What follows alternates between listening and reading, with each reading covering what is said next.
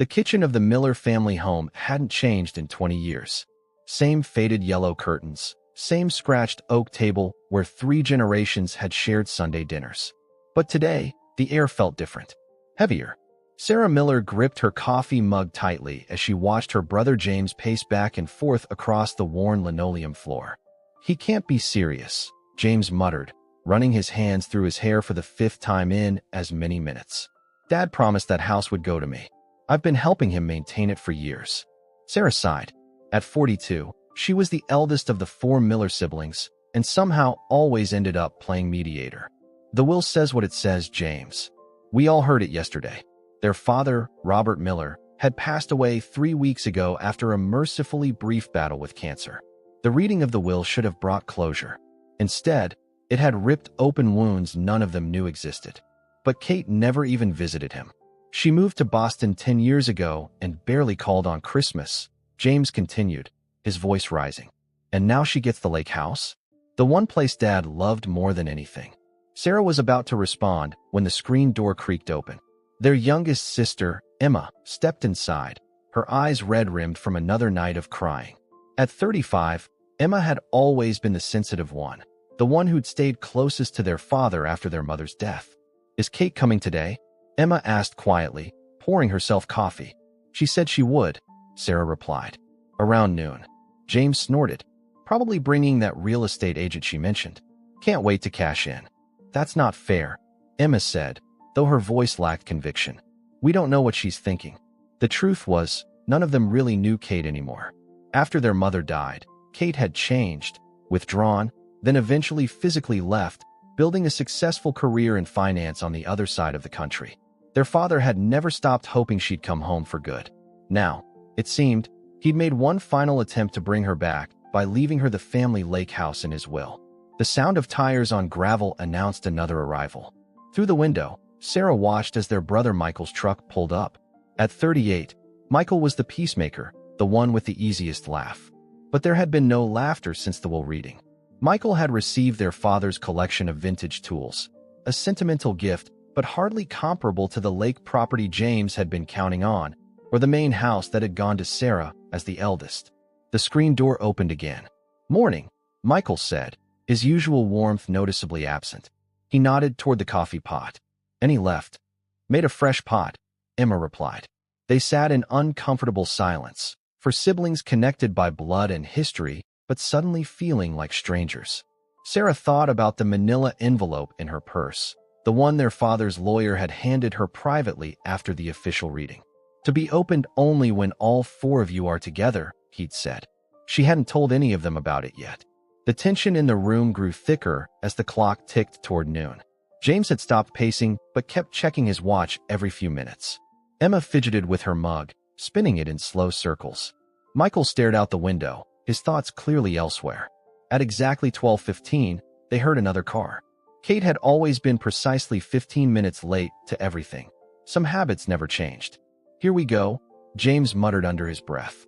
The woman who walked through the door moments later barely resembled the sister they remembered.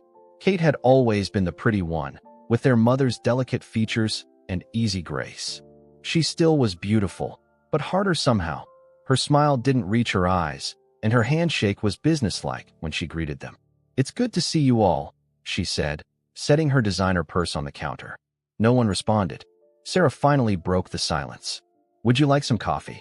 "No, thank you," Kate replied, glancing around the kitchen with an unreadable expression. "I can't stay long. I have a flight back tonight." James couldn't contain himself any longer. "Why didn't you just send your lawyer? Would have been easier than pretending you care about any of this." Kate's expression hardened.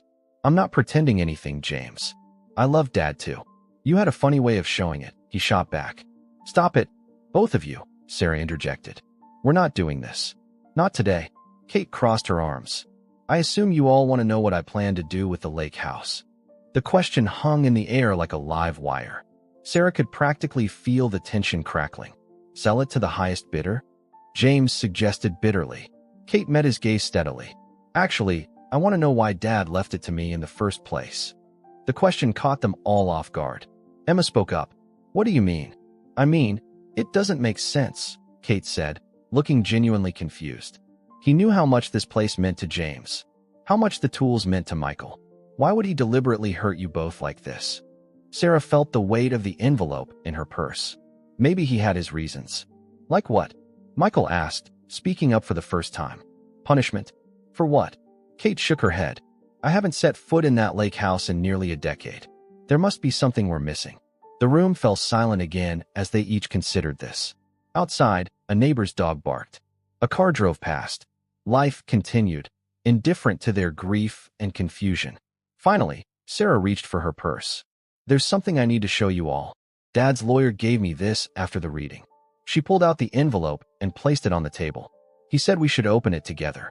For pairs of eyes stared at the innocuous manila envelope. Whatever it contained, Sarah knew their relationship as siblings would never be the same after today. The fractures had been forming for years. Their father's death and his puzzling will had simply brought them to the surface. Kate was the one who finally reached for it. Well, let's see what Dad's last surprise is. Kate's fingers trembled slightly as she broke the seal on the envelope. The room fell completely silent. Even breathing seemed too loud. She pulled out several folded papers and a smaller envelope with "Read this last," written in their father's unmistakable handwriting. It's a letter, Kate said, unfolding the first page. She cleared her throat and began to read aloud. My dear children, if you're reading this, you're all together again, probably confused and maybe angry about the decisions I've made. I want you to understand why. Kate paused, looking up at her siblings. James had stopped fidgeting, his eyes fixed on the letter. Emma wiped away a tear. Michael leaned forward, elbows on the table. First, Kate continued reading. Sarah, I left you the family home because you've always been the keeper of our history. You remember the stories your grandmother told that the rest of us forgot. You saved your mother's recipes when no one else thought to. This house contains our family's soul, and I trust you to preserve it. Sarah pressed her lips together, fighting back tears. She'd been so focused on mediating between her siblings that she hadn't processed her own grief. Michael, my collection may seem small compared to property, but those tools built everything I ever made with my hands. Each one has a story you know better than anyone because you worked alongside me. Remember the birdhouse we built for your mother the winter she was sick? The cradle for Emma's first child? Those memories are worth more than any acre of land. Michael nodded silently, his jaw tight with emotion. James, Kate read, her voice softening as she saw her brother's rigid posture. I know the lake house was our special place. Those fishing trips, those sunrise talks on the dock, they're etched in my heart. But son, you've tied your future to the past. You've used that place as an excuse not to build your own life, waiting for someday to claim what you thought was promised. James pushed back from the table abruptly, walking to the window with his back to them all. His shoulders were tense, but he didn't interrupt. And Kate, she faltered, reading her own name. She took a breath and continued. My Katie, who flew so far from us. Everyone thinks you left because you didn't care enough. I know the truth. You left because you cared too much. The kitchen was utterly still. Sarah watched Kate's face carefully, seeing vulnerability crack through her sister's polished exterior for the first time in years. 10 years ago, Kate read, her voice barely above a whisper now. You discovered something that shattered your world. You found the letters between your mother and Richard Campbell. Emma gasped. Mom's college boyfriend? The one who died in that accident. Kate nodded, continuing to read. You learned that Richard was actually James's biological father, not me. You confronted your mother, who begged you to keep her secret. And you did, Kate. You carried that burden alone. You distanced yourself from the family you loved rather than risk revealing the truth. James turned from the window, his face ashen. What is this? Some kind of sick joke? It's not a joke, Kate said, looking up from the letter. Mom told me everything that night before I left for Boston. She was afraid she might have to tell you herself because of some genetic testing the doctor recommended. I promised her I wouldn't say anything. You've known this for 10 years? James's voice was dangerously quiet. That Robert wasn't my biological father? I promised, Mom. Kate repeated, her composure finally breaking. She died 2 weeks later. I couldn't. You couldn't pick up a phone? Write a letter? Jesus, Kate. James slammed his hand on the counter.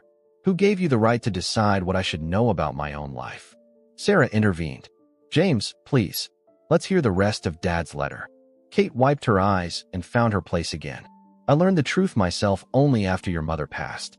I found her journals when I was sorting through her things. By then, Kate had already left, and I realized why. I never told James. Perhaps that was wrong of me. But he was my son in every way that mattered, and I didn't want to risk losing him too. The room was thick with unspoken emotions. Michael had moved to stand near James, not touching him, but offering his presence as support. So I've made these decisions with purpose. Kate continued reading. Sarah, keep our family's heart in the house where we became a family. Michael, use those tools to build bridges between all of you when words fail. James, I'm setting you free from waiting for an inheritance that became a trap. And Kate, I'm giving you the lake house because it's the one place that holds only pure memories for all of us. It was purchased after James was born, after your mother and I had worked through our pain and chose our family's future together. Kate reached for the smaller envelope with shaking hands. Inside was a single page and 4 keys on a worn leather keychain. The lake house doesn't belong to just one of you, she read. It belongs to all of you, together. The deed has been modified to put it in all 4 of your names, with the condition that it cannot be sold unless all of you agree unanimously. I'm not forcing you to share weekends or holidays. I'm giving you a neutral ground to find your way back to being a family. Emma was openly crying now. Michael had sat back down, staring at his hands. James remained by the window, his back rigid. I made mistakes, Kate read, her voice breaking. I should have told James the truth when I found out. I should have reached out to Kate and let her know she didn't have to protect us all. I should have been more attentive to Emma's struggles and Michael's sacrifices. But I loved each of you with everything I had. Now, the rest is up to you. All my love, Dad. The kitchen fell silent except for Emma's quiet sobs. Kate carefully folded the letter and placed it back on the table, beside the lake house keys. Did you know? James finally asked, turning to face Kate. Did you know about the lake house before today? No, Kate said. I was as surprised as you were. I came here today to tell you all I wanted to sign it over to you. I never wanted it. How convenient, James said bitterly. Now you get to look generous while dropping a bomb on my entire identity. Sarah stood up. That's enough, James. This isn't Kate's fault. Isn't it? He shot back. She kept this from me for 10 years. 10 years of my life based on a lie. Dad wasn't lying, Michael interjected quietly. Everyone turned to look at him. He rarely inserted himself into family arguments, preferring to maintain peace from the sidelines. About the lie, I mean. What are you talking about? James demanded. Michael met his brother's gaze steadily.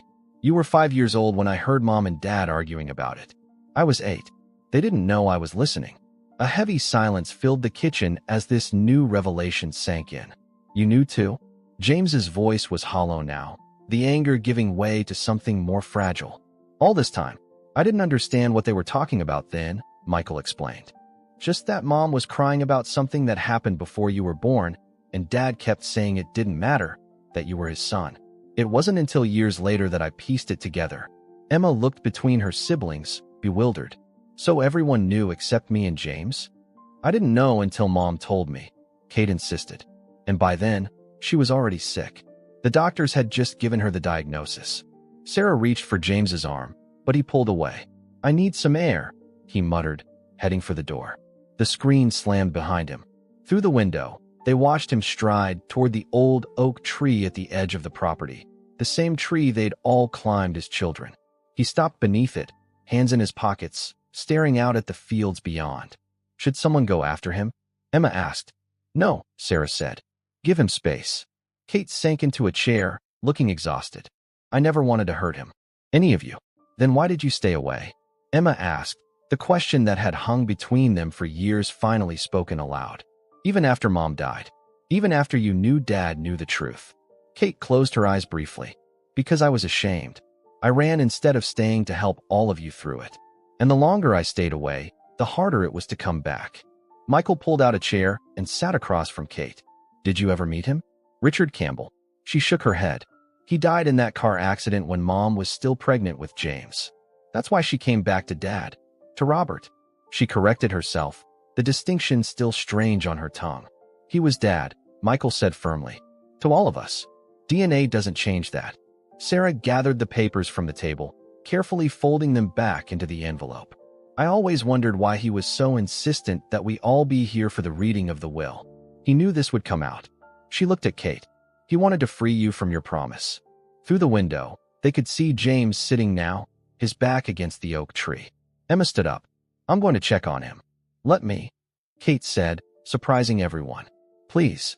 No one objected as she slipped out the door. They watched as she crossed the yard, approaching James cautiously. He didn't look up as she sat down beside him, keeping a careful distance between them. Do you remember what Dad used to say about that tree? Michael asked, still watching through the window. Sarah smiled faintly. That its roots go deeper than our problems. Seems appropriate right now, Michael replied. Inside the kitchen, the three remaining siblings sat in a silence that was no longer quite as strained. Emma reached for her father's letter, reading parts of it again to herself. Do you think it's true? She finally asked. That he left the lake house to all of us to force us to stay connected? Sounds like Dad, Michael said. Always the long game with him. Sarah thought about all the Sunday dinners their father had insisted on, even after the kids grew up and moved out. How he'd call each of them weekly, sharing tidbits about the others' lives, keeping them tethered to each other even as they drifted apart. He was worried about us, she said softly. About what would happen to us without him. Outside, they could see Kate talking, her hands moving expressively. James was still looking away, but he hadn't moved away from her either. What do we do now? Emma asked. Michael reached for the ring of keys in the center of the table. For identical keys to the lake house. I guess we figure out how to be a family again. Or maybe for the first time. Sarah watched as Kate reached out hesitantly to touch James's shoulder. To their surprise, he didn't shrug it off. It won't be easy, Sarah said. There's a lot of hurt between all of us. Dad knew that, Michael replied. But I think he also knew we were worth the effort. In the yard, James had finally turned toward Kate. They couldn't hear the words, but the intensity of the conversation was clear. Years of secrets and silence were being excavated, painful but necessary. Should we join them? Emma asked, watching anxiously. Sarah shook her head. They need this time. We'll all talk more later. The afternoon sun slanted through the yellow kitchen curtains, casting warm light across the scarred oak table. Emma ran her fingers over a particularly deep groove near her place. I made this, she said suddenly. I was 7. Dad was teaching me to use a knife to cut vegetables, and I got frustrated and stabbed the table. Michael laughed softly. I remember. He didn't even get mad. No, Emma agreed. He just said, now you've left your mark on the family table. And every time we sat here after that, he'd touch that spot and wink at me. Sarah felt a lump form in her throat. He was a good father. To all of us, Michael added, with a pointed look toward the window where James and Kate were still talking. The kitchen fell quiet again, but it was a different kind of silence now, contemplative rather than tense. Sarah thought about the house around them, filled with memories both painful and precious. She thought about the lake house, sitting empty but waiting for them all. Through the window, they saw James stand up, offering his hand to Kate. She took it, rising to her feet.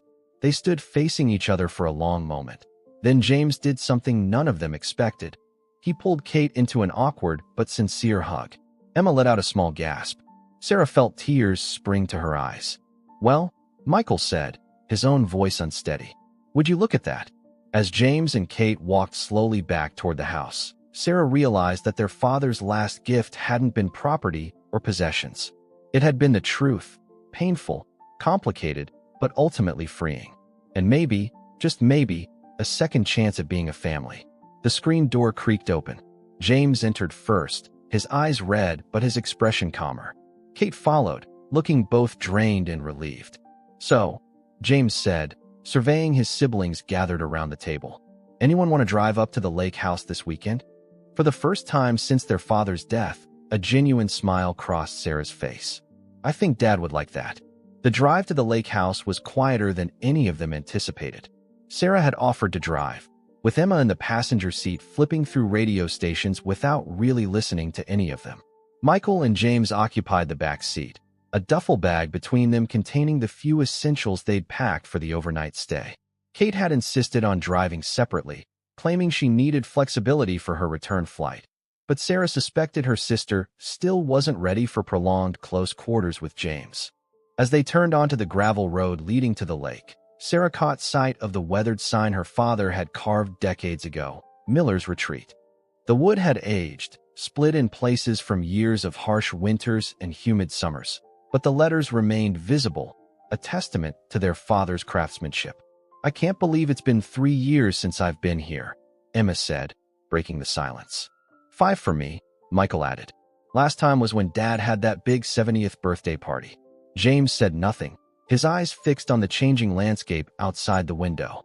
As the trees thinned, the first glimpse of the lake came into view, sunlight bouncing off the water's surface, creating a shimmer that had enchanted them all since childhood. The cabin itself appeared as they rounded the final bend. It wasn't fancy, just a 2-story structure with a wide porch facing the water, surrounded by pine trees. Robert Miller had built much of it himself, adding rooms as the family grew, improving it little by little each summer. Kate's car was already parked in the gravel drive. They found her on the porch, keys in hand, staring at the front door as if unsure whether to enter. "I wasn't sure which key it was," she explained as they approached, though Sarah suspected she'd been waiting for them, unwilling to be the first to cross the threshold. "The silver one with the notch," James said automatically. He'd been the one who'd most often accompanied their father here in recent years. Kate handed him the keyring without comment. It was a small gesture, but significant, an acknowledgement of his deeper connection to this place. The door creaked as James pushed it open, revealing an interior that seemed frozen in time. The same plaid couch their father had refused to replace despite their mother's complaints about its scratchy fabric. The collection of mismatched mugs hanging from hooks in the kitchen. The fishing photos covering one entire wall. "It smells the same," Emma said softly. It did, a mixture of pine, old wood, and the faint mustiness of a place closed up for too long. But underneath was the scent of their childhood, of rainy days playing board games, of their father's pancakes on Sunday mornings. "Dad was here recently," James observed, noting the lack of dust on the surfaces. "Probably came up to close it for winter." They moved through the room slowly, taking inventory of memories. Michael paused at the rack of fishing rods, running his fingers along one with a cracked handle. "Remember when I caught that monster bass? Dad was so excited he knocked the tackle box into the lake." Sarah smiled.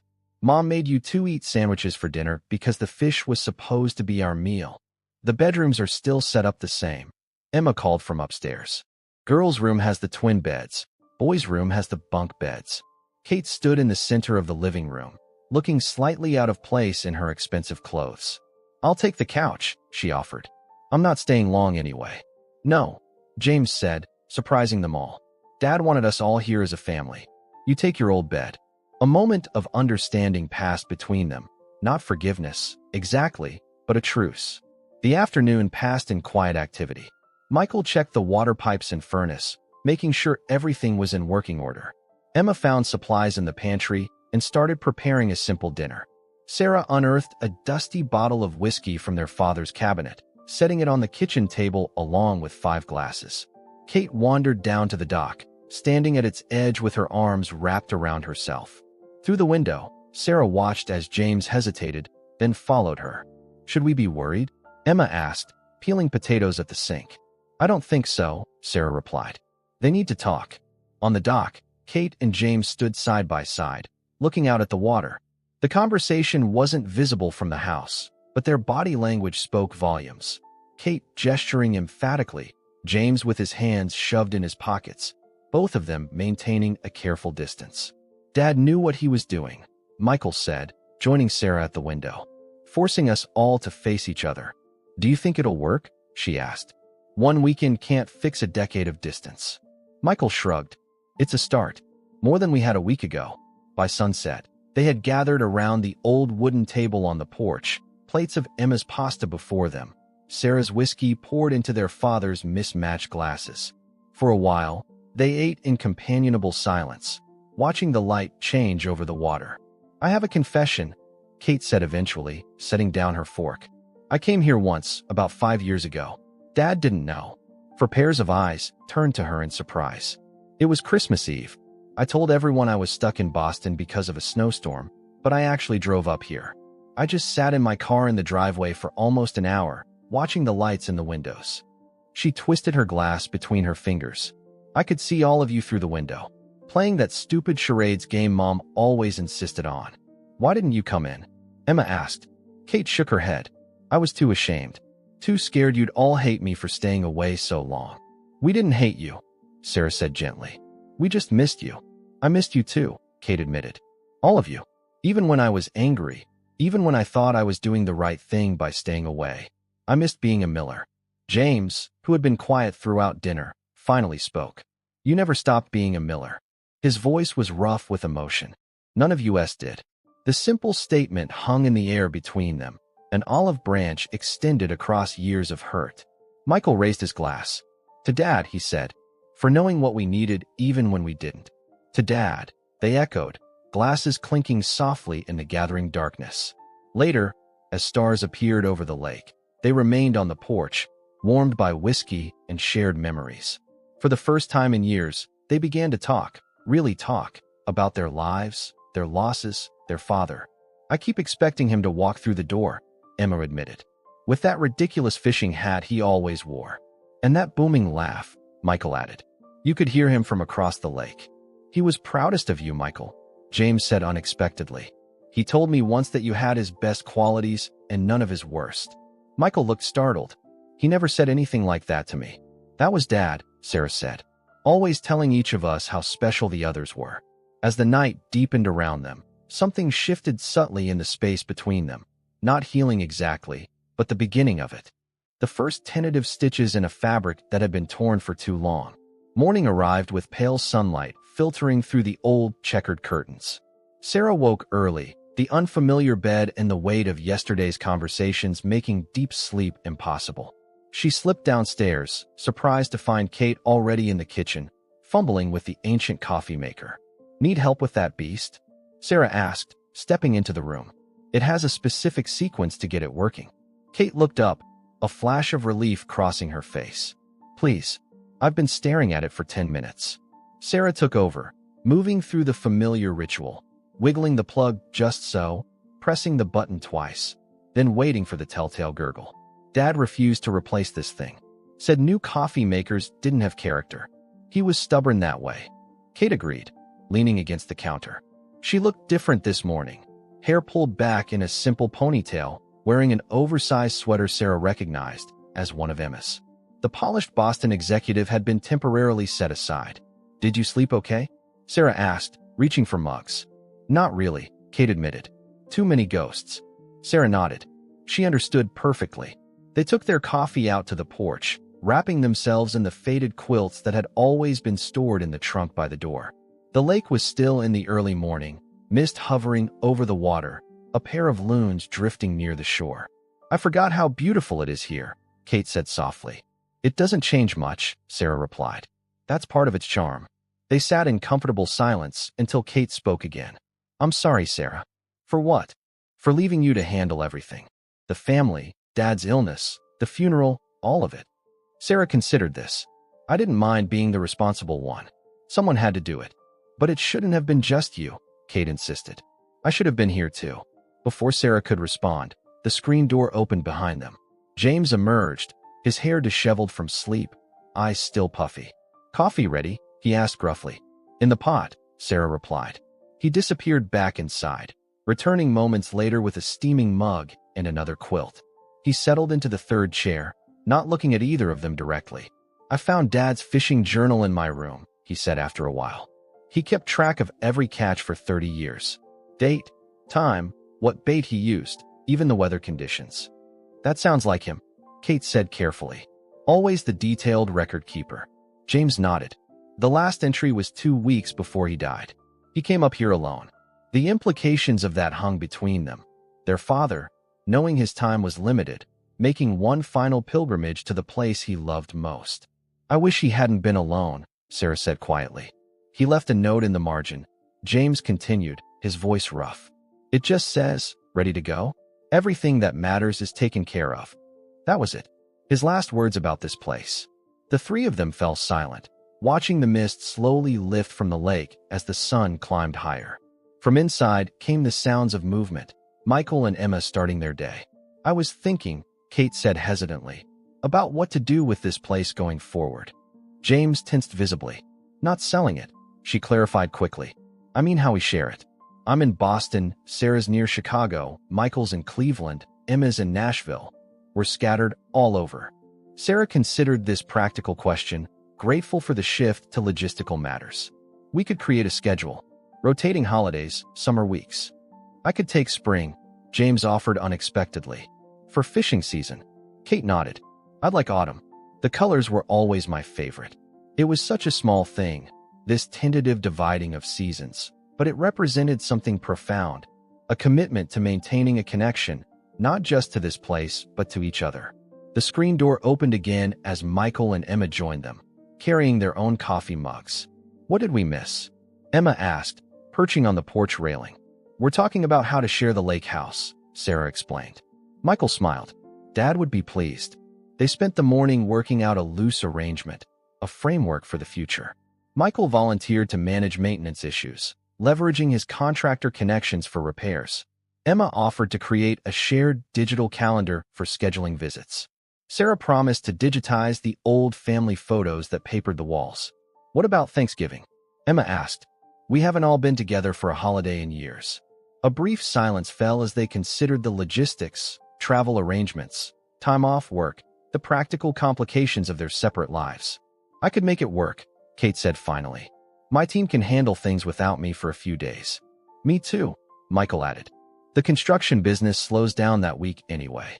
One by one, they tentatively committed, each making mental adjustments to accommodate this new priority. After lunch, they tackled some basic maintenance that had been neglected. James and Michael repaired loose boards on the dock, while Sarah and Emma cleaned gutters. Kate, less familiar with physical labor but eager to contribute, sorted through the cluttered storage shed, organizing fishing gear and water toys. Look what I found, she called out eventually, emerging with a dusty wooden box. The others gathered around as she opened it, revealing a collection of crudely made ceramic ornaments, misshapen stars, lopsided angels, a Santa with a distinctly lopsided beard. Our Christmas ornaments, Emma exclaimed. Mom had us make these at that paint-your-own pottery place. I must have been about 7. I remember that day, Michael said, picking up a blue snowflake with his initials scratched into the bottom. Dad knocked over an entire shelf of figurines trying to help James reach the paint. They made us pay for every broken piece, Sarah recalled, laughing. Mom was so mad. I wasn't even there, Kate realized, her smile fading slightly. I was at debate camp that summer. An awkward silence threatened to descend, but James surprised them all by saying, You won the state championship that year. Dad drove 6 hours to watch you in the finals. He recorded the whole thing on that massive video camera he had. Kate looked at him in surprise. You remember that? Of course, James replied. He played it for us when he got home. Made us all watch it twice because he was so proud. Something shifted in Kate's expression, a softening around the eyes, a release of tension she'd been carrying for years. As afternoon faded toward evening, they found themselves gravitating toward the fire pit by the water's edge. Michael built a fire while Emma assembled ingredients for esmores, a family tradition since they were children. Sitting around the crackling flames, watching sparks rise against the darkening sky, they began to share stories, not just about their father, but about their own lives in the years they'd been apart. Emma's struggle with fertility treatments, Michael's recent divorce, the promotion Sarah had turned down to care for their father in his final months. What about you, Kate? Sarah asked gently. We know so little about your life in Boston. Kate stared into the fire. It looks perfect from the outside. Good job, nice apartment, successful friends. She paused. But it's lonely. I built walls to keep everyone out, and then found myself trapped inside them. You don't have to stay trapped, Emma said softly. Kate nodded, her eyes reflecting the dancing flames. I'm starting to understand that. As darkness settled completely around them, the fire casting their faces in warm light, Sarah realized something important.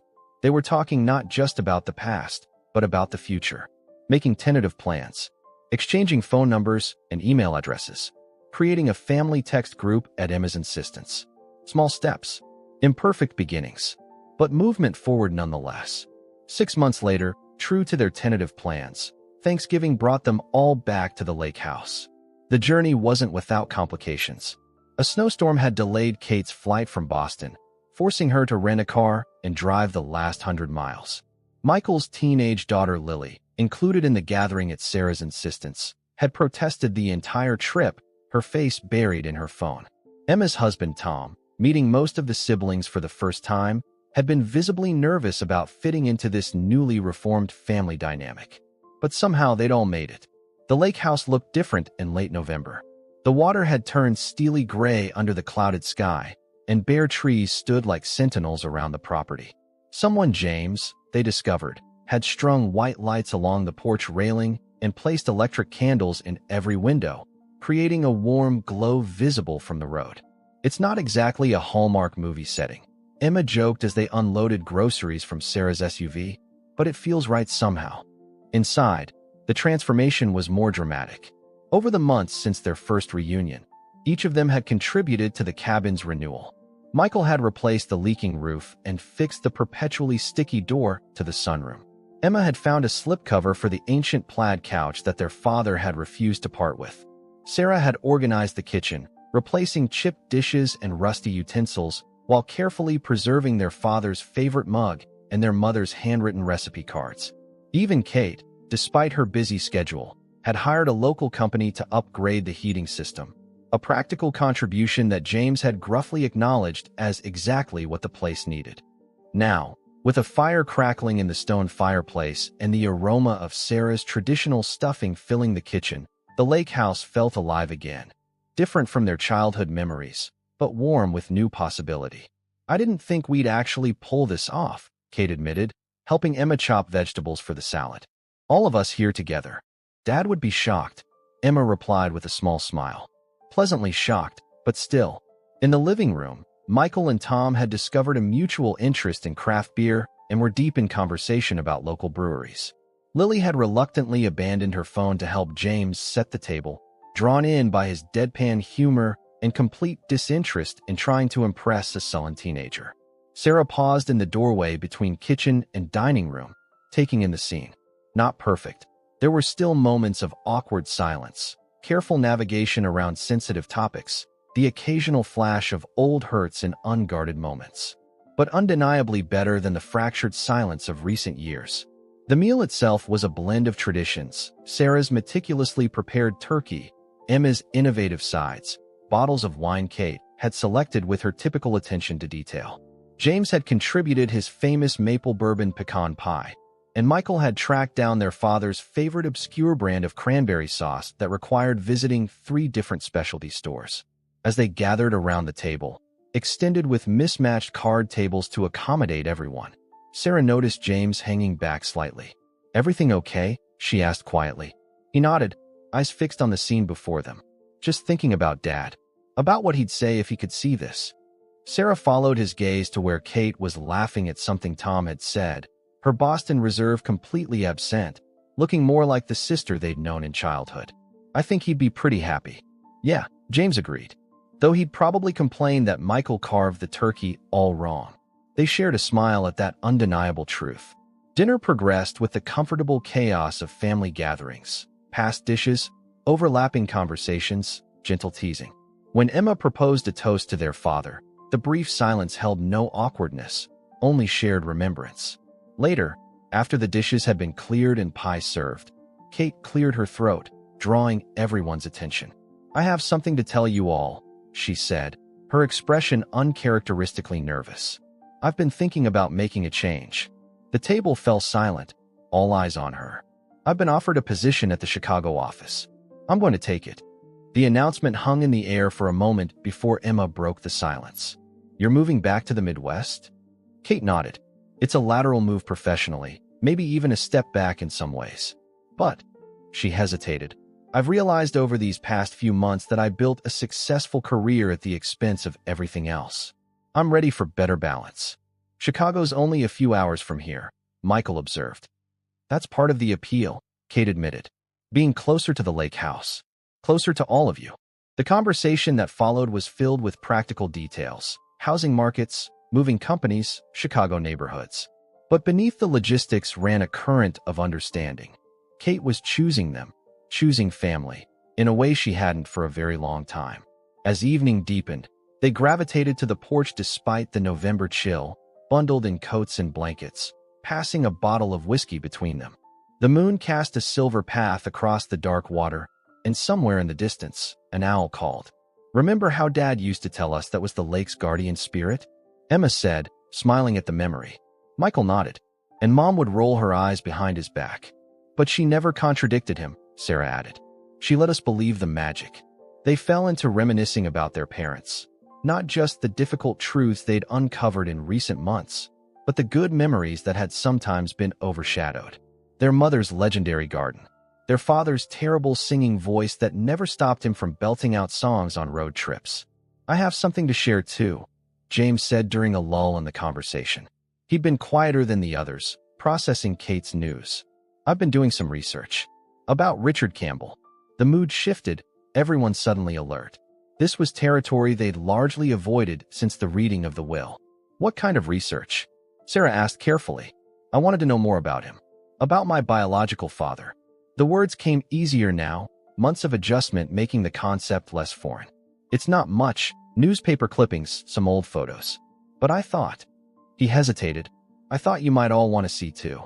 He's part of our family story, even if none of us knew it." Kate reached over and squeezed his hand, a gesture that would have been unimaginable 6 months ago. "I'd like that." The others nodded in agreement. "Maybe tomorrow morning," James continued. "I brought everything with me." The simple acceptance of his proposal, no drama, no reopening of old wounds, seemed to release something in James. He relaxed visibly, rejoining the conversation with greater ease. As midnight approached, Tom and Lily had already retreated to bed, leaving just the siblings on the porch. The whiskey bottle was nearly empty, and the conversation had mellowed into comfortable silences interspersed with quiet observations. "I've been thinking about Dad's letter," Michael said eventually. "About what he said regarding the lake house, that it held pure memories for all of us. Do you think that's still true?" Emma asked. "After everything we've learned?" Michael considered this. "I think it's more true now. We've faced the hard truths. We're building something honest." Sarah nodded, understanding exactly what he meant. Their father's final gift hadn't been the property itself, but the opportunity it provided. Neutral ground where they could rediscover each other, rebuild connections that had frayed almost to breaking. "Next summer," Kate said, "we should all bring photos to add to the walls. Not just the old ones, but new ones too. Our lives now. A visual timeline," Emma agreed. "I like that. I could build new frames," Michael offered. "Custom ones for everybody." As they continued planning, imagining future gatherings and new traditions, Sarah felt a sense of rightness settle over her. Their father had known what he was doing all along. The inheritance that mattered most wasn't the property or possessions he distributed, but the family itself, damaged, imperfect, but ultimately resilient. The lake house lights glowed against the darkness, a beacon on the shore. Inside these walls, they had begun the work of reconstruction, of a family redefined by truth rather than bound by secrets. The process wasn't finished, might never be completely finished, but they had made a start. As the conversation drifted toward practical matters, breakfast plans for tomorrow, the drive home, work schedules for the coming week, Sarah realized something important. They were no longer talking just about healing old wounds. They were speaking as a family with a future, making plans that extended beyond the weight of the past. In the distance, the owl called again, their lake guardian, their father's whimsical spirit. Sarah smiled, raising her glass in a silent toast to the night sky. They would be okay, this mismatched, complicated family of theirs. Different than before, stronger in some ways, still fragile in others, but moving forward together. The inheritance had been claimed at last,